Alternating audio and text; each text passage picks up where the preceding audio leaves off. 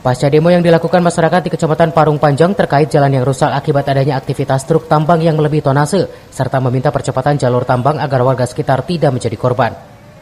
Sesuai peraturan Bupati nomor 120 tahun 2021 tentang jam operasional kendaraan angkutan barang khusus tambang, berlokasi di 2 titik di Caringin dan Cimanceri, Kecamatan Parung Panjang, petugas di Sub Kabupaten Bogor masih mendapati adanya truk yang masih melanggar jam operasional, meminta agar kendaraan tersebut untuk putar balik. Menurut Kadisub Kabupaten Bogor, Agus Rido, saat ini jam operasional truk tambang untuk Kabupaten Bogor dan Tangerang sudah sama. Kedepan setelah dilakukan sosialisasi akan ada tindakan tegas dari operasi gabungan yang nantinya akan digelar yang melibatkan unsur TNI dan Polri. Kita saat ini terus menurunkan anggota di lapangan untuk pembatasan dari mulai jam 5 sampai dengan jam 10 malam. Alhamdulillah kita sudah juga menyesuaikan perda kita atau pergub kita dengan Tangerang.